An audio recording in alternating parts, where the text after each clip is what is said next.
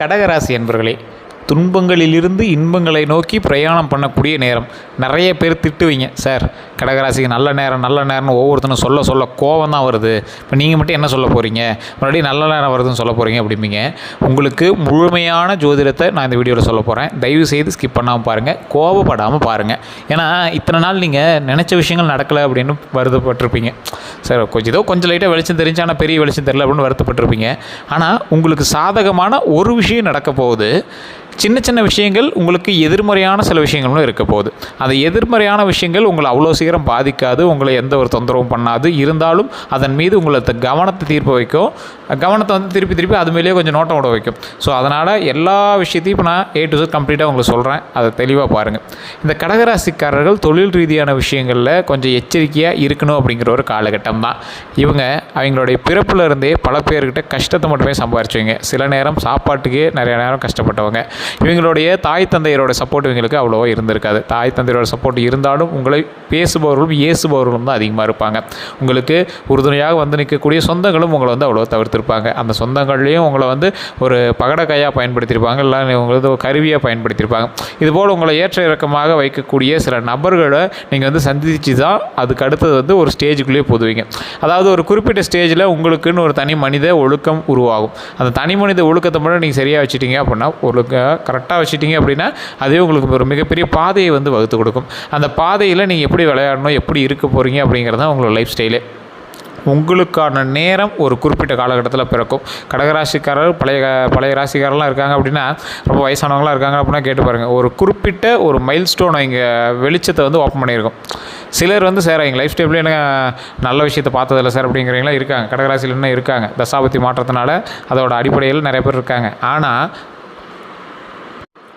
ஒரு சிலர் மட்டும் கரெக்டான ஒரு குறிப்பிட்ட நேரத்தில் ஒரு கதவு ஓப்பன் ஆச்சு, அந்த கதவு மூலமாக தான் பல நன்மைகள் கிடைச்சிது அப்படின்னு வெயிட் பண்ணிகிட்டு இருக்காங்க. இந்த ராசிக்காரர்களுக்கு மிகப்பெரிய யோக காலங்களும் இருக்குது. அந்த யோக காலங்களை நீங்கள் எப்படி பயன்படுத்திக்கிறீங்க அப்படிங்கிறத பொறுத்து தான் வரக்கூடிய காலகட்டம் எப்படி அமையுது அப்படிங்கிறதே இருக்குதுங்க. அதாவது உங்களுக்கு இத்தனை நாள் கஷ்டத்தை பார்த்தீங்க, துரோகத்தை பார்த்துருப்பீங்க, அதே மாதிரி சின்ன நம்பிக்கைகளை பார்த்துருப்பீங்க. ஏதோ ஒரு பெண்ணாலேயோ இல்லை ஆணாலேயோ, பெண்ணாக இருந்தாலும் ஆணாலையும், ஆணாக இருந்தாலும் பெண்ணாலையும் நீங்கள் வந்து ரொம்பவே தவிச்சிருப்பீங்க. தாய்கிட்டேருந்து அதிகமாக சப்போர்ட் கிடைக்காது, ஆனால் சொந்தத்தை விட்டுறக்கூடாது அப்படின்னு நீங்கள் அதிகமாக பண்ணியிருப்பீங்க. உங்கள்கிட்ட பெரிய வருமானம் இல்லை அப்படின்னாலும், ஓரளவுக்கு லைட்டாக வருமானம் வந்துச்சு அப்படின்னாலும், எதிர் வீடு, பக்கத்து வீடு, உங்களுக்கு அங்காளி பங்காளி, மாமச்சனவங்களாம் வந்து உங்கள் மேலே பொறாமப்படக்கூடிய அளவுக்கு தான் நீங்கள் வந்து பண்ணிகிட்ருக்கீங்க. தெய்வத்தினுடைய நம்பிக்கை அதிகமாக இருக்கக்கூடிய ஒரு ராசியில் இந்த ராசியும் ஒன்று. குலதெய்வத்தினுடைய அருளும் அதிகமாக இருக்கக்கூடிய ராசியில் இது ஒன்று. நீங்கள் இத்தனை நாட்கள் ஒருத்தர்கிட்ட போய் பணம் கேட்டிருப்பீங்க, ஒருத்தர்கிட்ட போய் சாப்பாடே கேட்டிருப்பீங்க, ஒருத்தர்கிட்ட போய் நிலம் கேட்டிருப்பீங்க, ஒருத்தர் போய் வீடு கேட்டிருப்பீங்க. இந்த மாதிரி கேட்கும்போது உங்களோட மனதில் ஒரு வகையான அழுகையோடு தான் நீங்கள் நிறைய இடத்துல போய் நின்றுருப்பீங்க. அந்த அழுகையை துடைப்பதற்கு யாராவது வருவாங்களா, இனியாவது நம்ம வாழ்க்கையில் அழுகை இல்லாமல் இருப்போமா அப்படிங்கிற மாதிரி ஒரு வாழ்க்கையை வந்து கடவுள்கிட்ட வேண்டி கேட்டுட்டு இருந்திருப்பீங்க. அதே போல் அவநம்பிக்கைகள், இதை மட்டும் போய் கேட்டால் கொடுப்பானா, ஏற்கனவே கொடுத்ததில்லை இப்போ கொடுப்பானா அப்படிங்கிற ஒரு அவநம்பிக்கையும் உங்களோட மனசில் பதிஞ்சிருச்சு. உங்கள்கிட்ட பணம் இல்லாத போது உங்களை யாரும் மதிக்கலை, உங்களுக்குன்னு எதுவும் பண்ணலை. பணம் வந்ததுக்கப்புறம் லைட்டாக அப்படியே உங்கள் மேலே ஒரு கார்னர், அப்படியே ஒரு சாஃப்ட் கார்னர் வரப்போ நிறைய பேர் இருக்காங்க. உங்களை பயன்படுத்தி கொள்கிறார்கள். உங்கள்கிட்ட தான் அமௌண்ட்டை வாங்கிக்கிறாங்க, அதை வந்து வாங்கி அதை தேவையில்லாமல் அவங்களோட யூஸுக்கு பண்ணிக்கிறாங்க. அது உங்கள்கிட்ட தான் நீங்கள் அதுக்கு தகுந்த மாதிரி எவ்வளோ வேணாலும் பண்ணியிருப்பீங்க. இது மாதிரி சின்ன விஷயங்கள் உங்களோட மனசு நெருடலாகவும் அதன் மூலமாக பல மன கவலைகளாகவும் உங்களுக்கு வந்து இருந்துகிட்ருக்கும்.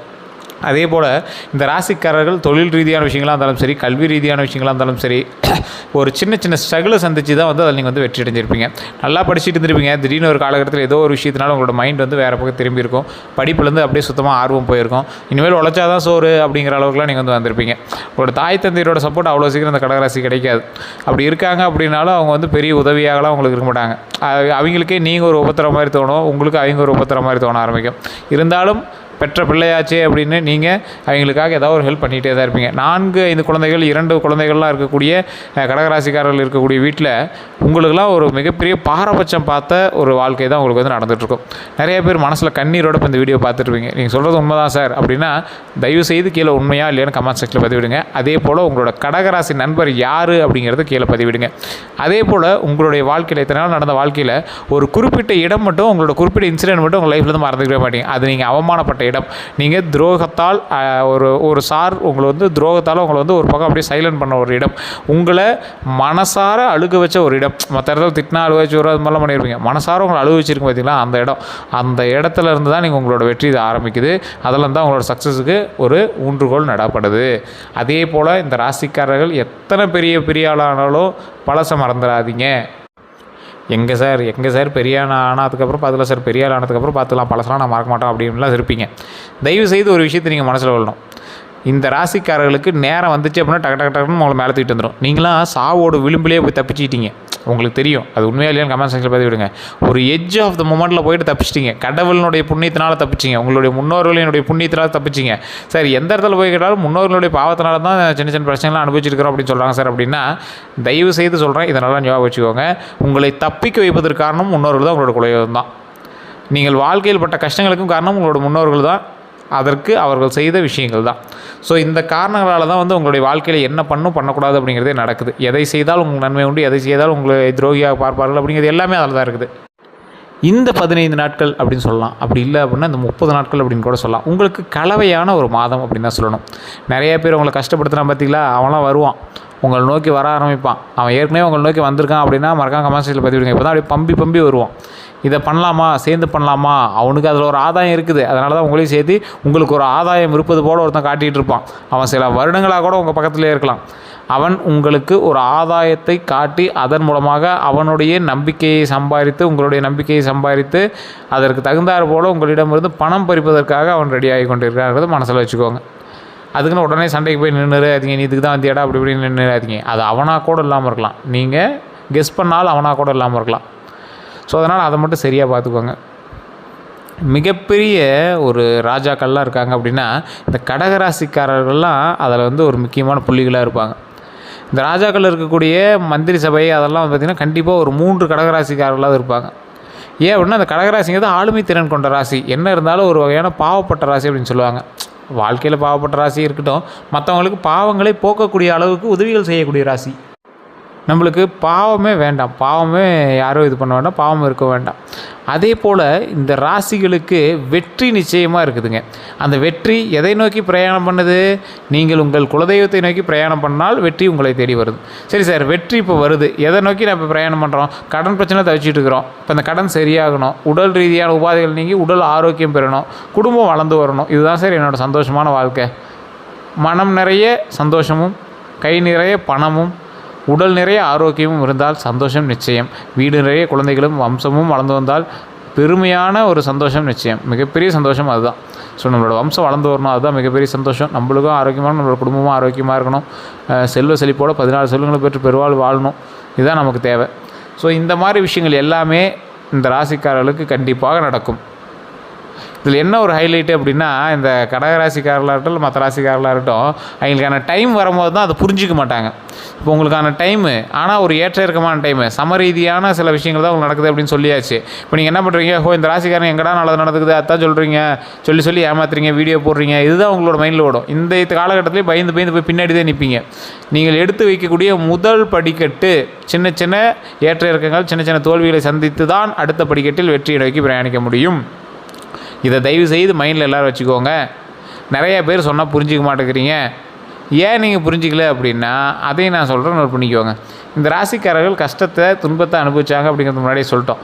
என்ன தான் கஷ்டத்தை துன்பத்தை அனுபவிச்சாங்க அப்படின்னாலும் ஜாதகத்தை நம்பினாங்க. ஜாதகத்தை நம்பி நிறைய வீடியோஸ் யூடியூப் எல்லாத்துலேயும் பார்த்துட்டு கண்டிப்பாக நல்லது நடக்கும், நாளைக்கு நடந்துடும் அப்படின்னு பார்த்தே சில கஷ்டங்கள் எல்லாமே தாண்டிட்டாங்க. இப்போயும் நான் உங்களுக்கு நாளைக்கே வந்து ஜாக்பாட் அடிக்க போகுது அப்படின்னு சொல்ல கிடையாது. பொறுமையாக நிதானமாக இருங்கள். உங்களுக்கு நடக்க வேண்டிய சில நல்ல விஷயங்கள் நடக்க இருக்குது. அதில் 2 விஷயங்கள் உங்களுக்கு வந்து சாதகமாக இல்லை அப்படின்னாலும் ஒரு விஷயம் சாதகமாக இருக்குது. அந்த ஒரு விஷயம் அந்த 2 விஷயத்தை மறக்க வச்சிரும். அந்த அளவுக்கு நல்ல ஒரு ப்ளஸ் பாயிண்ட்டாக தான் இருக்குது. ஏன் சார் இதை திருப்பி சொல்கிறீங்க அப்படின்னா, அந்த 2 விஷயம்ங்கிறேன், அது ஒவ்வொருத்தருக்கு தசாபுத்தியை பொறுத்து மாறும். நிறைய பேருக்கு அதை அக்யூரேட்டாக சொல்லவும் முடியாது. தசாபுத்தி இருந்துச்சு அப்படின்னா தான் அது சரியாக சொல்ல முடியும். ஸோ தசாபுத்தி இருந்துச்சு அப்படின்னா அதை வச்சு கால்குலேட் பண்ணி பார்த்துடலாம். சரி சார், எப்படி தெரிஞ்சுக்குது? உங்களை லோக்கலில் இருக்கக்கூடிய ஜோதிடர்கிட்ட போய் ஜோதிடம் பாருங்கள். இல்லை சார் எனக்கு அங்கே பார்க்குற சாட்டிஸ்ஃபை இல்லை அப்படிங்கிறவங்க டிஸ்கிரிப்ஷனில் ஒரு நம்பர் கொடுக்குறேன், பிரபல ஜோதிடருடைய நம்பர். அவர் கிட்டத்தட்ட 200 ஜோதிடர்களுக்கு ஆசான். வேறு எந்த கருத்து கேட்டிங்க அப்படின்னாலும் உங்களை வியக்க வைக்கிற அளவுக்கு பதில்களும் உங்களுக்கு முன்னாடி நடந்த சில விஷயங்களையும் சொல்லி உங்களை வந்து அப்படியே ஆஃப் பண்ணிடுவார். சார் இது இப்படி ஒரு சொல்லுங்க நான் எதிர்பார்க்கவே இல்லை சார் அப்படிங்கிற மாதிரி இவர் சொல்லி பல பேருக்கு வந்து குழந்தைகள் உண்டாயிருக்கு. அதே மாதிரி பல பேருக்கு திருமண தடை நீங்கியிருக்கு. அதே போல் இதில் முக்கியமான ஒரு விஷயம், முன்னோர்களுடைய பாவத்தை விளக்குவதற்கு இவரை விட ஒரு எக்ஸ்பர்ட்டே யாருமே சொல்ல முடியாது. ஸோ அந்தளவுக்கு ஒரு எக்ஸ்பர்ட்டான ஒரு ஜோதிடர். கிட்டத்தட்ட 4-5 மொழிகளுக்கு மேல் ஜோதிடம் பார்க்கக்கூடியவர். 4-5 ஸ்டேட்லேருந்து வரக்கூடிய விஐபிஸ் அண்டு ஆக்டர் ஆக்ட்ரஸ் ஜோதிடம் பார்க்கக்கூடிய நபர். இது மட்டும் இல்லாமல் பல திறமைகளை கைக்குள்ளே வைத்து இருக்கக்கூடிய ஒரு